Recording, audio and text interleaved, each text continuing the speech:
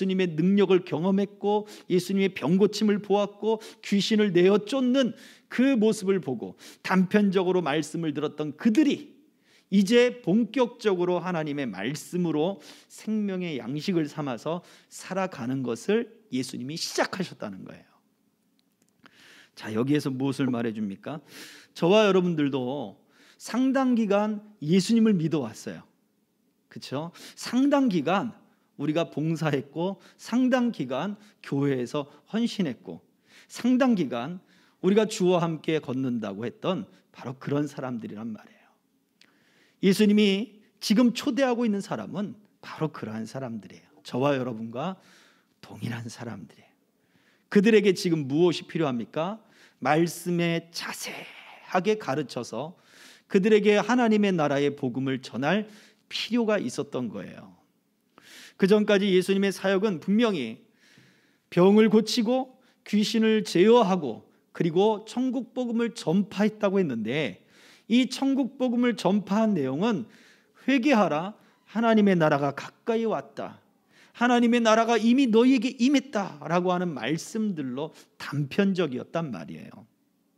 이제는 더 깊은 하나님의 나라의 세계 속에 어떻게 살아가야 될지 그 행동들을 예수님이 말씀해 주시고 있는 거예요.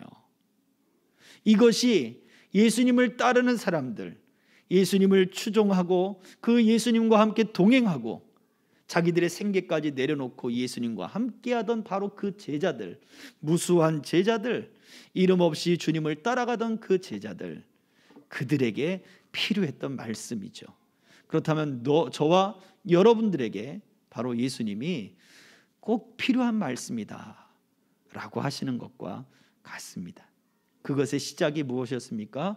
하나님의 나라의 그 삶, 그 중에 가장 시작은 바로 팔복이라는 것입니다. 그래서 이 팔복의 말씀이 하나님의 나라를 추구하며 살아가는 신앙생활, 더 깊은 영적인 은혜 생활, 그 생활을 살아가는 데 있어서 첫 단계가 되는 거죠.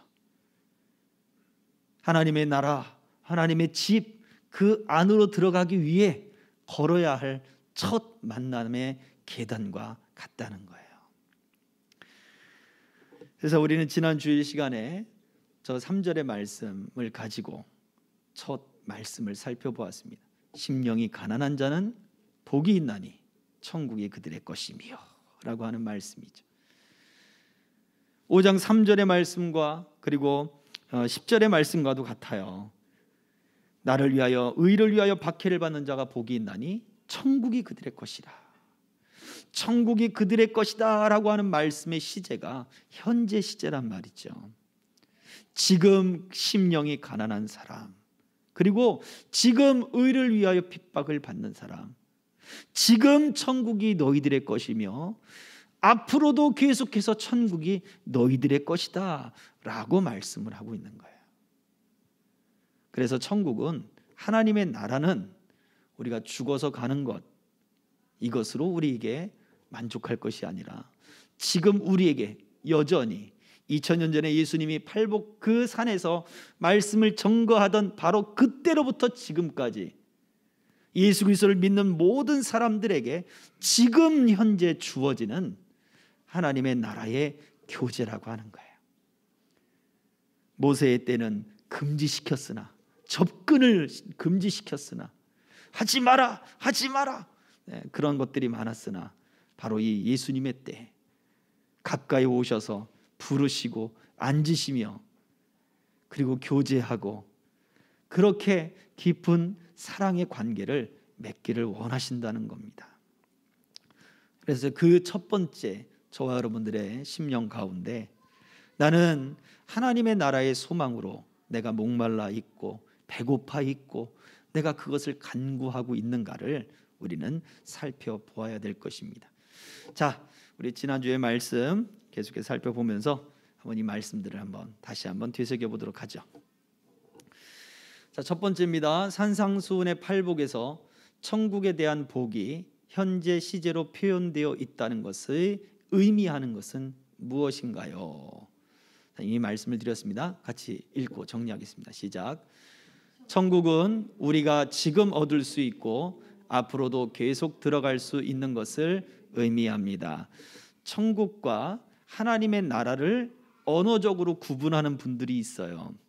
사용되어지는 단어가 조금 다르죠. 그래서 그 단어의 의미적으로 현재 우리가 누리는 그런 하나님의 나라와 그리고 죽음 이후에 사후 세계 이후에 들어갈 하나님의 나라를 구분하기도 합니다. 그러나 이 두 단어가 넓은 의미에 있어서는 하나님의 통치가 우리들에게 나타나는데, 우리의 현재 우리가 겪고 있는 모든 우리의 인간사의 모든 곳에 하나님의 나라가 지금 임한다는 거예요. 어떤 사람에게? 심령이 가난한 사람에게죠. 그리고 앞으로도 계속 하나님의 나라가 임한다는 거예요. 누구에게요? 심령이 가난한 사람입니다. 자, 그렇다면 심령이 가난한 사람 조금 더 살펴보도록 하겠습니다. 두 번째, 가난한 자가 복이 있다는 것은 무엇을 의미합니까? 네, 핵심적인 질문이겠죠. 같이 읽어봅니다. 시작. 물질적 의미에서의 가난이 아니라 보호가 필요한 존재임을 말합니다. 예, 그렇습니다. 가난한 자가 바로 물질적인 경제적인 그러한 의미에서 부족하거나 결핍을 느낀 사람으로 끝나지 않습니다. 사회적으로 경제적으로 억압을 받고 탈취를 당하고 그리고 출발점이 다른 그러한 상태의 사람을 이야기를 해요. 그 출발점이 다르곤 그리고 착취를 당하고 뺏겨버린 사람들에게는 사실은 그들이 다시 일어날 수 있는 무엇이 필요합니까? 도움이 필요한 거예요. 그들을 사회적으로 로마의 압제와 그리고 군인들의 포악과 세리들의 그 엄청난 그 강압적인 세금 매기는 것들과 그리고 배교자들과 그리고 그러한 사회적으로 그 출발점이 다른 그러한 상태에 있는 사람들에게 이 가난이라고 하는 것은 물질적인 것으로 끝나는 게 아니라 보호가 필요하다라고 하는 존재예요. 그래서 보호가 필요한 사람에게 복이 있다라고 예수님이 말씀하는 거죠. 나는 보호가 필요 없는데요.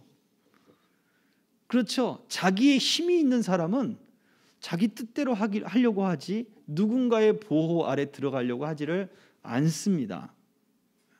그게 중요한 거예요.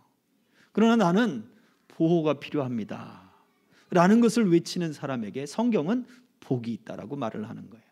자, 왜 그럴까요? 다음입니다. 누가복음 6장의 말씀 속에서 예수께서 가난한 자의 복의 의미를 강조한 것이 있습니다. 자, 무엇일까요? 같이 보겠습니다. 누가복음 6장 38절 시작. 주라 그리하면 너희에게 줄 것이니 곧 후히 되어 누르고 흔들어 넘치도록 하여 너희에게 안겨주리라. 너희가 헤아리는 그 헤아림으로 너희도 헤아림을 도로받을 것이니라. 물론 저 앞에 있는 그 말씀, 예수님이 산상수훈, 마태복음 5장에서는 산상수훈으로 나오고 누가복음 평지설교로 나오는데, 바로 그러한 곳에서 예수님이 말씀하시는 그 말씀의 내용들에 있어서 경제적인 것, 가난한 사람이라고 하는 그러한 의미 속에서 오늘 6장 38절도 무엇을 말해줍니까? 주라. 그리하면 너에게 더 후히되어 누르고 흔들어 넘치도록 하여 너에게 안겨줄 거야. 줄 수 있는 사람이 누가 줄 수 있을까요? 많이 가지고 있는 사람이 줄 수 있을까요? 절대 그렇지 않습니다.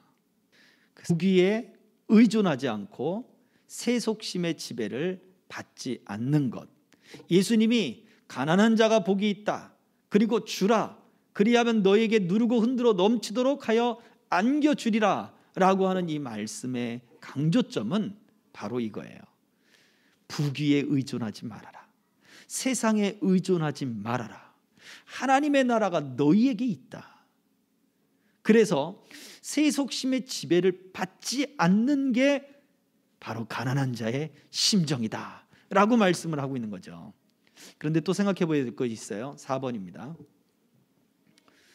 그렇다면 경제적으로 가난한 이들이 천국의 삶에 더 유리한가요?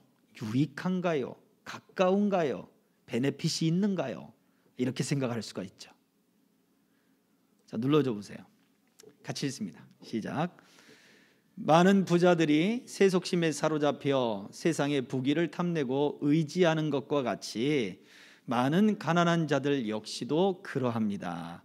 그러므로 단지 외적으로 가난한 자라 하여 복되도다라고 할 수 없습니다. 예, 가난하거나 부하거나 세상에 매이는 것은 똑같습니다. 있는 사람은 더 채우려고 매이고요, 없는 사람은 없어서 그것만 바라보고 오늘을 어떻게 사나 하다가 바로 거기에 매이게 되어 있습니다. 그래서 부자든 가난한 자든 세상에 매여 있지 않는 사람이 복된 것이지, 꼭 외적으로 가난한 자라고 해서 복되거나 또 하나님께 복을 받을 것이다 라고 말을 할 수 없다는 거예요. 경제적인 것이 우리를 가난하게 한다거나 경제적인 것이 우리를 부하게 한다거나 그렇게 하지 못합니다. 오직 우리가 무엇을 의지하는가, 무엇에 의존하고 있는가가 결정하는 거예요. 그래서 다음입니다. 하나님께서 구약의 이스라엘 백성들에게 약속의 땅 가나안이 축복의 땅으로 말씀하셨습니다. 그 이유가 뭘까요? 성경을 읽어보겠습니다. 신명기 11장 11절 12절입니다. 다 같이 시작. 너희가 건너가서 차지할 땅은 산과 골짜기가 있어서 하늘에서 내리는 비를 흡수하는 땅이요 내 하나님 여호와께서 돌보아 주시는 땅이라. 연초부터 열말까지 내 하나님 여호와의 눈이 항상 그 위에 있느니라. 나왔으니까 같이 읽겠습니다. 시작. 그 땅은 하나님의 돌보심이 없으면 안 되는 땅이기 때문입니다. 축복의 땅으로 말씀하신 이유는 하나님의 돌보심이 없으면 안 되는 땅이기 때문이라는 거예요. 이게 핵심이에요. 너희가 건너가서 차지할 땅은 산과 골짜기가 있어서 비를 흡수하는 땅이다. 비도 바짝 마른 땅에는요, 비가 내리면 땅이 흡수를 못해요. 바짝 마르면 거기에 화분도 마찬가지거든요. 화분을 분갈이 하다가 바짝 말라 있는 그 화분에다가 옆에 다른 흙들을 채워놓고 그리고 물을 줘보세요. 그러면 물이 바짝 마른 흙에는 들어가질 않아요. 단단해져가지고 옆에 부들부들한 흙에만 물이 들어가요. 뿌리는 어디에 있어요? 단단한 흙 속에 있거든요. 그래서 물을 줬는데도 화초가 말라 죽는 거예요. 이유는 단단한 흙 속에는 물이 들어가지 못하고 물이 옆으로 계속 부드러운 흙 쪽으로 흘러갔다가 화분 밑으로 빠지기 때문에 그런 거예요. 이스라엘 땅도 마찬가지입니다. 흡수하지 못해요. 갑자기 내리는 비는 그냥 다 쓸어버립니다. 그런데 왜 그 땅이 축복의 땅이냐? 지금은 참 좋은 거 많이 나옵니다. 예. 참 아름답기도 하고 우리가 경험하지 못한 땅이기 때문에 우리는 가면 정말 좋다. 봄부터 겨울까지 그것을 동시에 바로 몇 시간 만에 다 체험할 수 있는 바로 그러한 땅이고요. 정말 좋고 저기 산에 여러분 사진에서 보듯이 저기가 그 블레셋 평야, 우리가 구약 성경 쪽에는 블레셋 평야 그쪽에 그 평지의 사진이에요. 저기 밀밭이 저렇게 쫙 펼쳐져 있습니다. 어마어마한 밭이 쫙, 참 좋다. 이런 생각을 우리가 하지만 저것 때문에 좋은가? 포도가 달고 맛있어서 좋은가? 대추, 야자, 열매 그것들의 꿀이 나오고 또 그 열매를 가지고 무화과를 말리고 그래서 좋으냐? 올리브 오일이 나와서 좋으냐? 꽃밭이 쫙 겨울철에 펼쳐서 좋으냐? 그래서 좋을 수도 있습니다. 그런데 하나님은 그 땅이 왜 좋은 땅이냐? 태초부터 연초부터 연말까지 하나님이 항상 그 위에 있기 때문에 그 땅이 복된 땅이라는 거예요. 하나님이 돌보시기 때문이라. 하나님이 돌보아 주시는 땅이라.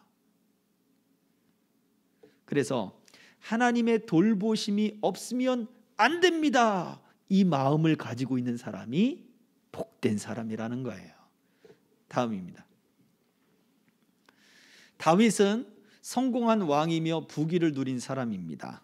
그럼에도 그가 복의 사람인 이유가 무엇일까요? 그는 절대 가난하지 않아요. 물론 젊었을 땐 가난했습니다. 쫓겨남을 당하고 막 그랬었으니까요. 어릴 때는 목자, 양을 치던 목자였으니까 가난함을 다 경험했던 사람이겠죠. 그러나 그는 부해졌고 명성을 얻었고 가는 곳마다 그 전쟁에서 다 이겨요. 그리고 그가 준비한 성전을 위해서 준비했던 그 재산은 정말 어마어마한 재산입니다. 오늘날로 다 가치를 환산을 시켜도 엄청나게 많은 그 돈을 들여서 성전을 지을 준비를 해 놓은단 말이죠. 자, 그런데 그 다윗이 이렇게 고백합니다. 대표적으로 하나만 적어놨습니다. 같이 읽어볼게요. 시편 70편 5절 시작. 나는 가난하고 궁핍하오니 하나님이여 속히 내게 임하소서. 주는 나의 도움이시요 나를 건지시는 이시오니 여호와여 지체하지 마소서. 다윗이 고백하는 거예요. 나는 가난하고 하나님 나는 궁핍합니다. 그가 가난할 때 쓴 이게 시가 아니란 말이에요. 이게 기념시가 되고 또 기념식에 부르는 노래거든요. 그러면 이미 다윗이 왕이 되고 그리고 권위를 얻고 그 주변이 다 평안해졌을 때 다윗이 그때 쓴 것이 아니냐라고 보여집니다. 그런데도 다윗은 여전히 뭐라고 얘기해요? 나는 주님 가난하고 나는 궁핍합니다. 이게 겸손인가요? 그가 만들어내는 겸손인가요? 아니에요. 그는 정말로 하나님의 은혜에 배고픈 사람이었던 거죠. 자, 그래서 밑에 글 읽어보겠습니다. 시작. 사회적 경제적 부귀를 떠나 그 보호를 하나님께 찾기 때문입니다. 영적 가난은 전적으로 하나님께 의존하는 것입니다. 그렇습니다. 다윗은 자기가 가지고 있는 명예, 부귀, 권력 그것을 다 떠나서 자신을 보호하고 그리고 자신의 삶을 인도하는 것은 하나님밖에 없습니다. 이 부귀가 나를 보호하는 것이 아닙니다. 이 권세가 나를 보호하는 것이 아닙니다. 오직 하나님이 나를 보호하시는 존재입니다. 라고 다윗은 고백하는 거예요. 솔로몬 시대의 유적을 살펴보면요, 솔로몬 시대로 추정되는 그 시기에 뭐 무기또 성이든지 아니면 다른 곳에 그러한 성들 속에 마구간들이 많이 발견이 돼요. 전쟁을 위한 기마병들, 전차 이런 것들을 위해서 말들을 기르는 그런 마구간들이 있단 말이죠. 그런데 다윗 시대로 가면 그런 것들이 없어요.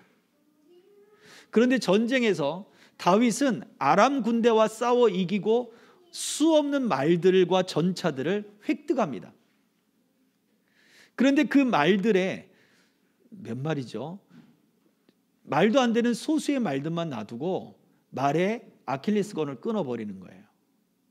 군마로서 쓰지 못하도록 만들어버려요. 그리고는 그가 얘기하는 것은 그거예요. 사무엘 때 말씀했던 것처럼 왕은 말을 많이 두지 말아야 된다. 아니, 다른 군대와 기마병으로 싸우면 탱크를 얻는 것 같은 건데 아니 왜 전차를 두지 못하게 하냐 이거죠. 말을 두지 못하게 하냐 이거예요. 얼마나 그 말들이 그냥 풀풀 하면서 하고 그냥 전쟁터에서 막 달려온다고 생각해 보세요. 창을 들고. 그러면 그냥 무서워서 막 도망갈 거예요. 그런데 왕은 그 말을 많이 두지 말아라. 다윗이 돈이 없었습니까? 아니죠. 무역을 할 수 없었습니까? 아니죠. 말을 쟁취하지 못했습니까? 아니죠. 나의 보호는 하나님께 있다. 이 나라를 지키는 것은 하나님께 있다. 이 마음이 다윗의 통치 기간 내내 가득했던 거예요. 그런데 솔로몬에게는 그 마음이 없었죠. 그래서 솔로몬의 통치 기간 동안에는 무역이 그들의 업이 된 거예요. 이 무역을 통해서 애굽에서 말을 사오고 그리고 전차를 사오고 이것을 아람 군대에 팔고 주변 국가에 팔고 이 북이 이 무역업이 자기들을 강하게 한다고 생각했을 수 있어요. 에티오피아에서 금을 실어오는 그러한 배들을 만들고 각종 나무들 어떤 신비한 그런 향신료뿐만 아니라 모든 금은보화 그런 재화들을 싣고 오는 배들을 만들어서 무역을 하고 이것이 우리나라를 강하게 한다 생각하죠. 또요, 솔로몬은 수없는 후궁들을 들였습니다. 정략 결혼을 한 거죠. 그 정략 결혼이 우리를 안전하게 한다라고 생각을 했어요. 그래서 금덩이, 은덩이들이 아주 흔해질 정도로 나라가 부강해지기는 했어요. 경제적으로 부강해진 것 같고 영토가 더 넓어진 것 같았어요. 그러나 어떤 결과가 이루어졌죠? 솔로몬 사후에 나라가 둘로 쪼개지고 서로 죽이고 죽이는 전쟁의 역사가 계속해서 흘러갑니다. 서로 죽이지 않던 때는 어떻게 됩니까? 남쪽엔 여호사밧 왕이요, 북쪽에는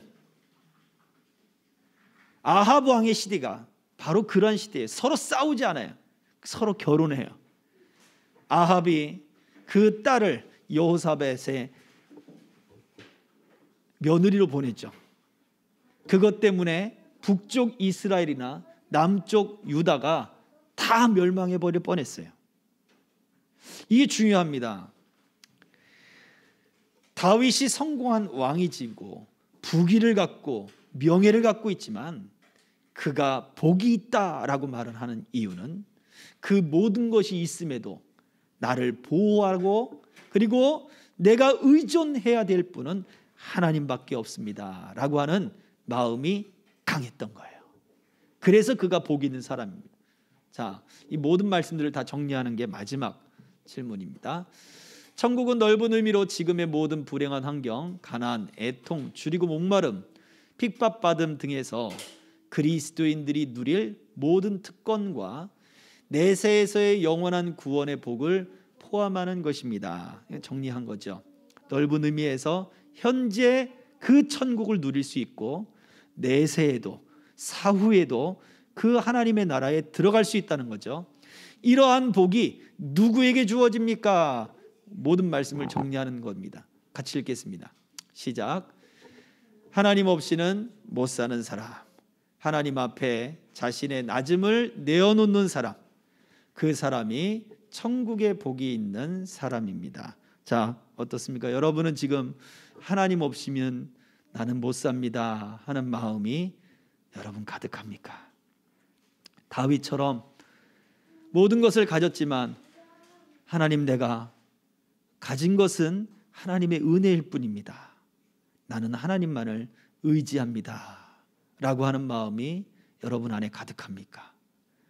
경제적, 사회적 그런 어떤 지위와 부귀가 우리의 조건이 아닙니다. 어떠한 형편이든지 하나님 없으면 나는 못 삽니다가 하는 사람이 더 복 있는 사람입니다.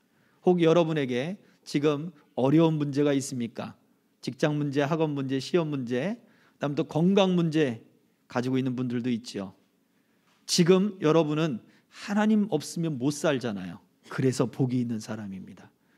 그래서 하나님의 복이 여러분에게 지금 그리고 앞으로도 계속 임할 것입니다. 우리 주님은 바로 이것을 말씀해 주셨어요. 제자들에게 하나님 없으면 나는 못 삽니다 하는 사람들을 지금 초대하고 계시는 겁니다.